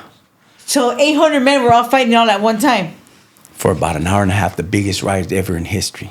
Really? Yes. And it was because of me, but I didn't do it intentionally, you know? Nothing here happens intentionally. Intentionally, but it happened, and sure enough, it was freaking mayhem. I end up picking up more time out of the whole 4 years that I did, because it was a 5. The 4 years, I probably seen daylight for like maybe 2 months. So you were back in the shoe the whole time? Shoe coming back out, and you know, and it was just, I think out of all the prisons, it would have to be Tracy. What do you think prison cost you? Or what would you say prison cost you, if it did? It cost me my time, my life, and you could smell the sweat of those walls, of them sucking the life out of people before you were there. I wish I would have caught it sooner. I wish I would have understood it. But sure enough, I just did my time. I ended up doing what I had to do. Mm-hmm. You as a writer, Negra, look, I know a lot of people come in here and they say stories or whatever, but let me just kind of break it down. When and indeed, Negra, you're up in your holly and you're doing your stuff, there's no turning back. No, there isn't. There's no turning back. There's no more, I don't want to play no more. Mm-hmm. I'm just going to do my time. If you live that life and you're really about your business and you represent your barrio, and every barrio represents themselves differently. Some of them are bigger than others, and they got to represent bigger. I don't get into those topics, but you have to really represent to the fullest. That's you know? And ain't no turning back. Mm-hmm. See, when you start this holly and you start off when you were young, you can't do a Forrest Gump and say, hey, I want to go home now. That's right. You know, you go all the way or nothing. Why do you think people are so fascinated with the prison? It's just the credibility that you get within the streets. And you come out and you're solid and you're focused and, you know, you're healthy, you know. But it's that reputation that I made it through the toughest of the toughest. I didn't go to the Marines. I didn't go here. I went to the Pinta. What part of it are the people not seeing? Or like what part is, you know what I mean, right? That's a simple one. The freaking scheme and the scam that the system does to our own people. They got stock bonds on us. They're already betting on our kids and our grandkids to make money out of us. That's right. You know? They're betting on it, you know? Did a lot of shoe time. You said your last So I went to Tracy, right? Give me a shoe story. We're in Tracy, right? I go to the shoe. I'm in the hole. I don't go to the shoe. I'm in the hole. They built the hole. They had to build it because it was just too big. So they had to make extra sections for us. I'm in the freaking hole, nigga. I'm cut up. You're soldado. You're gonna ride, fool, and this is how you're gonna end up, and that's it. If you make it, you make it. You don't, you don't. So you're so used to your mentality to be solid, roll up your mat at 5 a.m, put your calcos on and your listo or whatever, right there, wheel or whatever. Tracy was the only prison in CDC back in the days that made you sign your body away. So you couldn't program. If you never signed your body away, you couldn't program. So if something happened to you, they have rights to do whatever you want with your body. No other prison in California used to do that. Only Tracy, because of the history on it. when you sign it, you're supposed to sign it because you're a soldier. You ain't no chavala. You're going to go do what you need to go do. So all that happens, I end up in the freaking home. We're doing rutina, and I have Norwalk in my stomach, and Lisa's off and whatever. You're just gone in your mind. I'm doing my rutina, and a Hura walks by, and he turns and he looks. He goes, "You're from Norwalk?" Well, yeah. What's up, man? He goes, "F Norwalk. You know your homeboy such and such?" I go, "Yeah. I'm the mother that gun discharged the weapon. And that bullet wasn't for the other individual. It was for that mother." And I just stood there. My Sally looked like he didn't know. And I just stood there and like freaking just cold evilness in his eyes. And I'm just like, okay. He freaking walks away, negra. And he freaking unlocks the door from the top. It's a setup. It's a freaking setup. I told myself, ponte listo, carnal. You know what I mean? And when you're in there and your mind is gone, negra, you get the freaking visa. You give the visa, "I'll see you in the afterlife, carnal." You know what I mean? Let's go. Vámonos recio. You're just gone in that life. You can't, ain't no turning back, negra. All that 50 yards, it doesn't even cross your freaking mind. It wasn't even existing to that point that you're gonna die there. Yeah. So I told my Sally, I grabbed the la visa, you know what I mean? "I'll see you in the afterlife, carnal." You know what I mean? Be ready. And sure enough, we just waited. See, you don't open the door. You don't open the door. You just keep the door there. And when you hear anybody walking or anything, then you got to do what you got to do. Yeah. So the door was opened a little bit. I said, "Damn, este vato, I know he's in the tower, And sure enough, the freaking Judas are creeping. I didn't know they were creeping because you don't look outside. Because if they see your head, the vato's giving yourself away. Here's the white flag. You don't do that. You know what I mean? So I stood back and I just waited, and the Judas were walking all calm.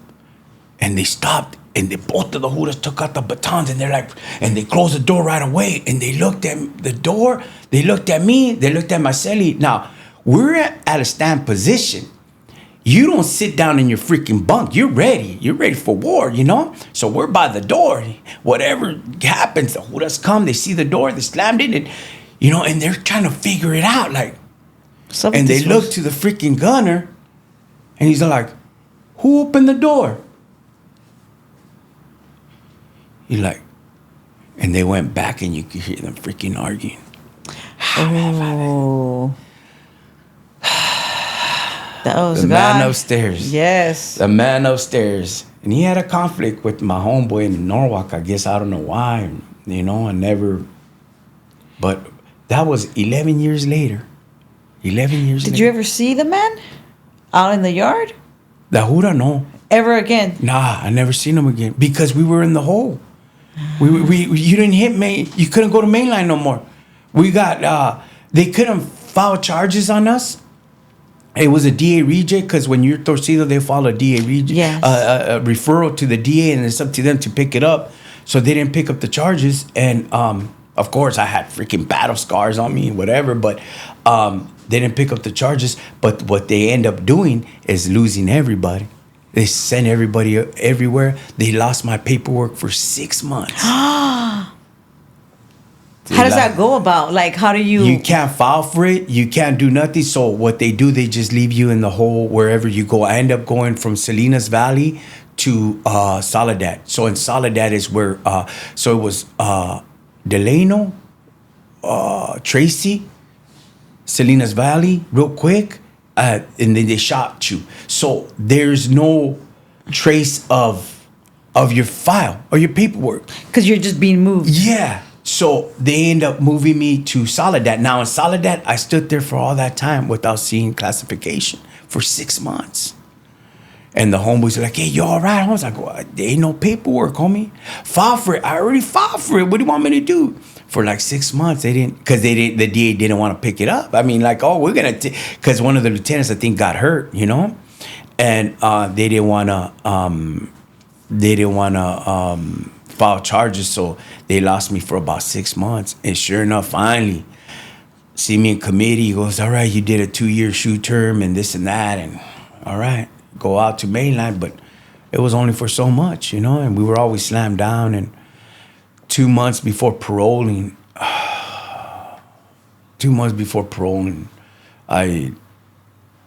myself, not nobody else, you know, I Yes. always speak for myself, you know. I did another and 2 vatos and nothing. They never picked up the charges and they dropped them, and I paroled. Oh, on your second term, did the time go by faster or slower compared to your first term? You want to hear something crazy? Mm-hmm. Negra? That if I did call on God and God sent me that same night back into the system, it was for a reason. Mm-hmm. So right after I seen the DA and he gave me that deal, I seen a Bible there. Now, I'm a writer. I ain't gonna switch sides like that. But you know what I started doing?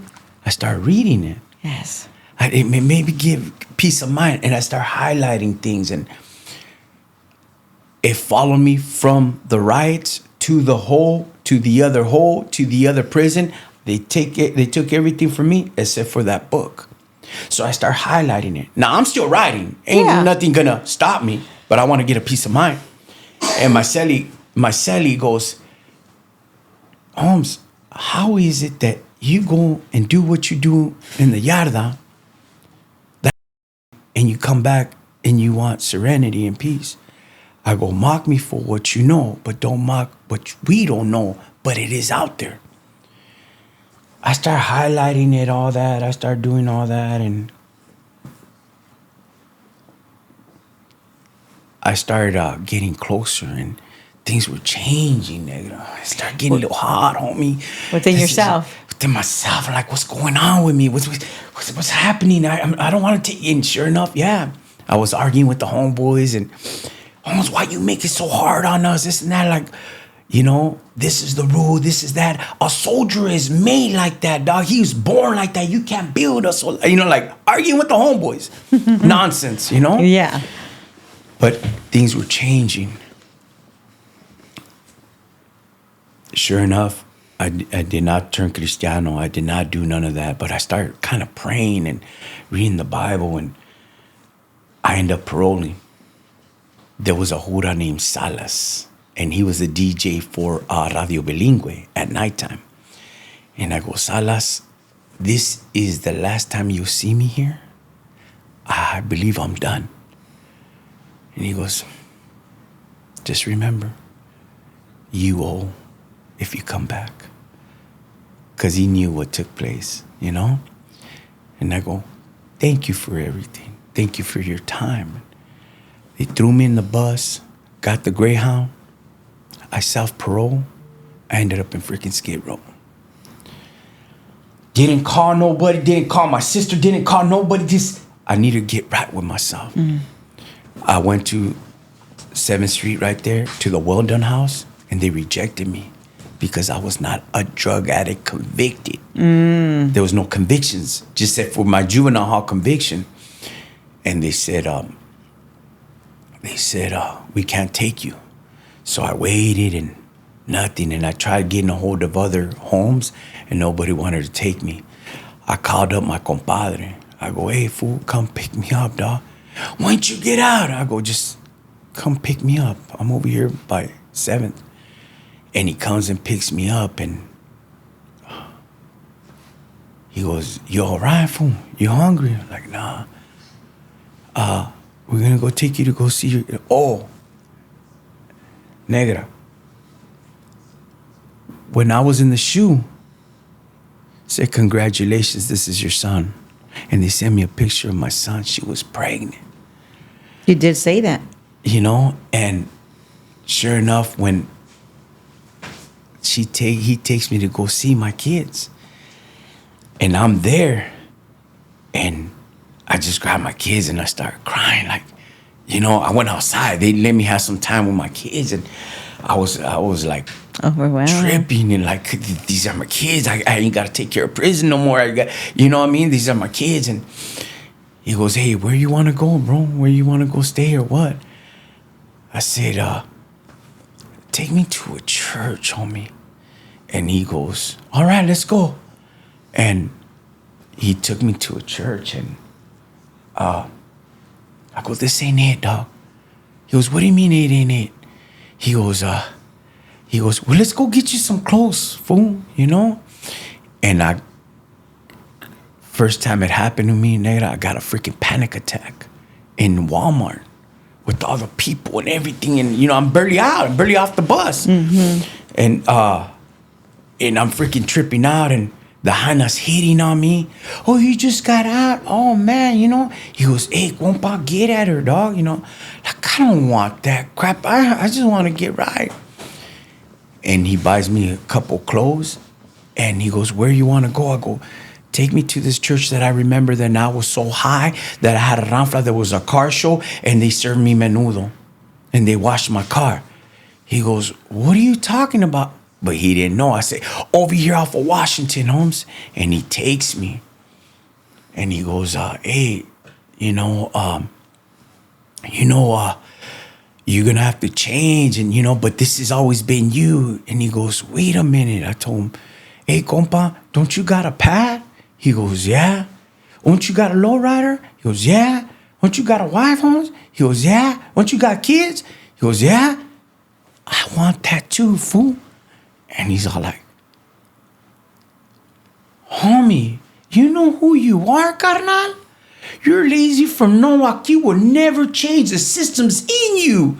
That's been your whole life, Holmes. Like, serio? I don't have that right, I say. My whole freaking life. 2 CDC numbers and the whole this month. I don't have that right, Holmes. He goes, that's you your whole freaking life, dog.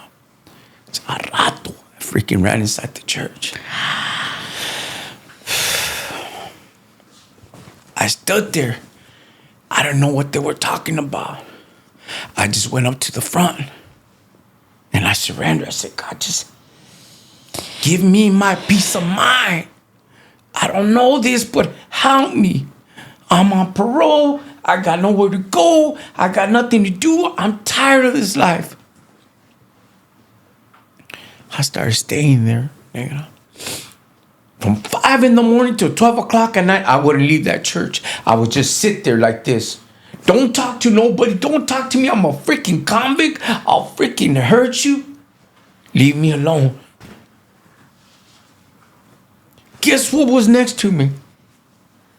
My Bible. I wouldn't open it up.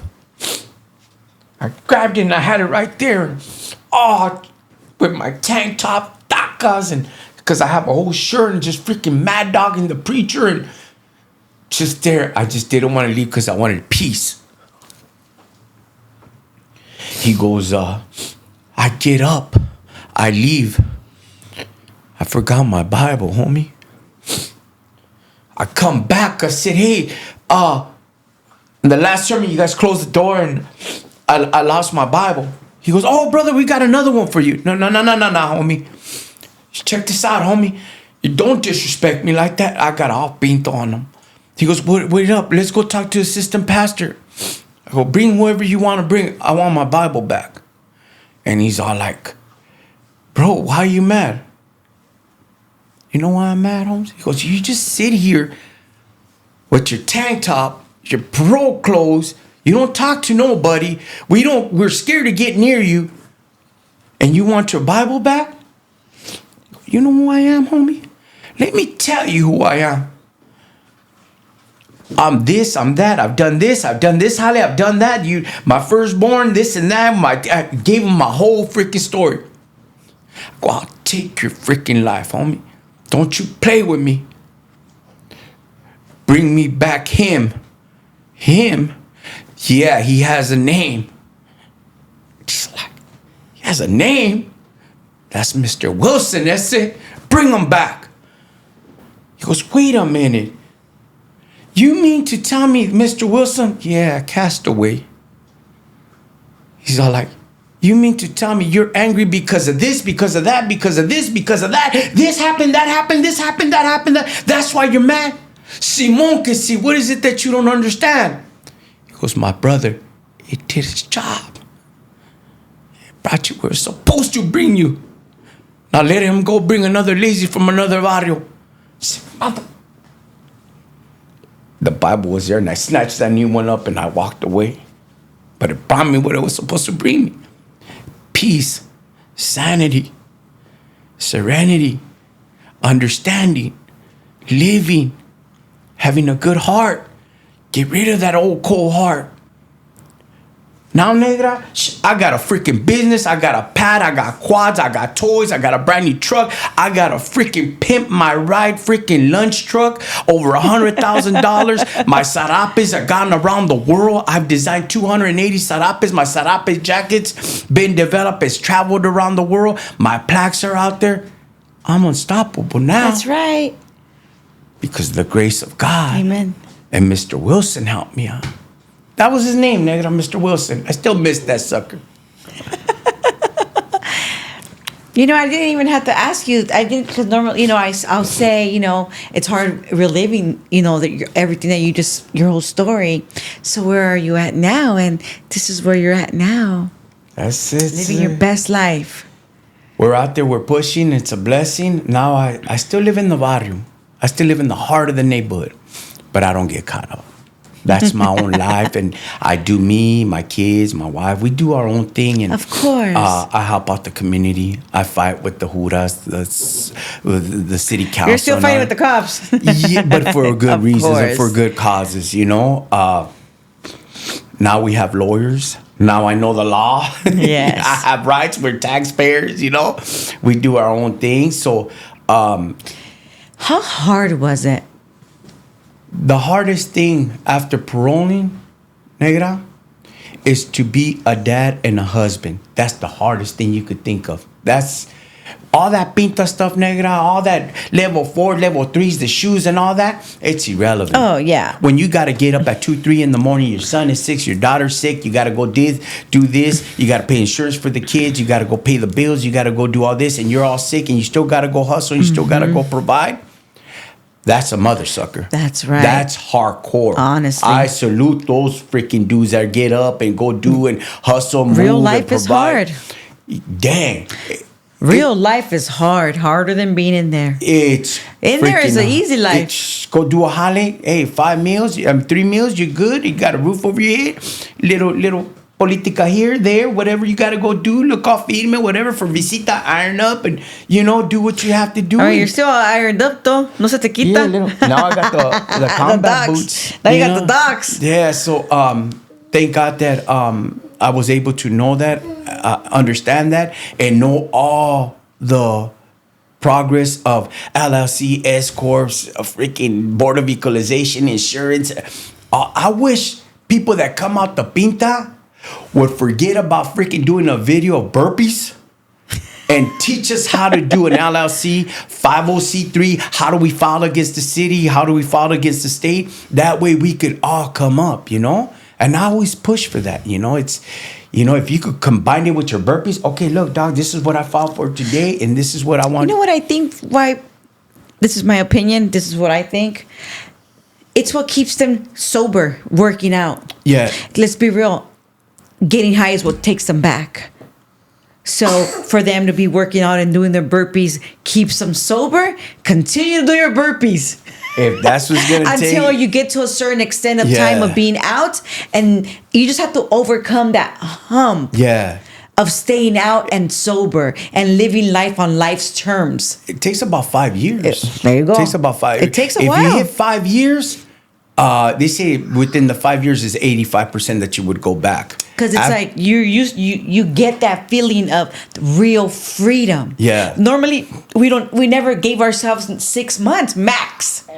Yeah. So we never got that feeling of freedom. Yeah. Until we hit 4 or 5 years. 4 or 5 years, and that's it. Vámonos. And the hardest thing is being a husband, being a father. That's hard. Then you gotta guide your kids where they're not gonna live that lifestyle. You're still in the hood. You gotta do twice as much, and you gotta help out. You gotta provide. You gotta get them up. You gotta hold them, and they're sick, and you know, and man, it's hard. it's not hard, nigga. It's freaking hard. It's freaking hard. It's freaking hard, you know? So kudos and shout outs to everybody out there that's been to the Pinta and you guys are living a good life and have kids and overhead and hey, salutes, homie. Yes. You vatos made it, homie. You know? Even though That's right. Even though you might have gone the other way or whatever the case might be, I'm not here to judge, you know, because we don't live that life. I don't live it.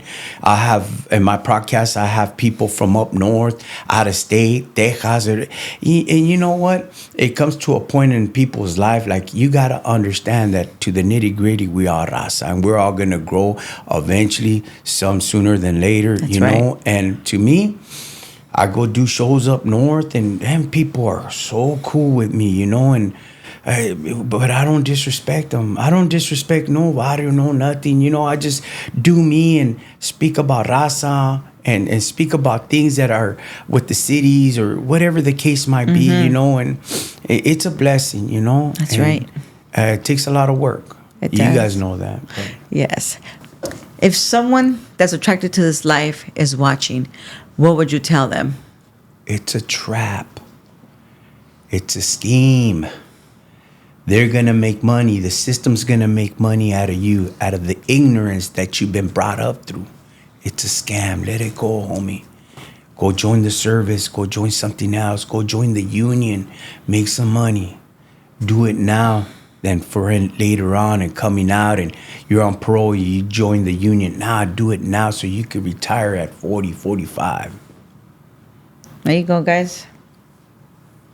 Well, again, thank you for sharing, Anthony. And I'm only here because of you, nigga. Not because of your husband. Thank you so much. I do really appreciate you coming on. And I'm sure everybody's going to appreciate hearing your story. Thank you, guys. Thank you. Thank you. Don't forget to like, share, and subscribe, and follow us on Instagram.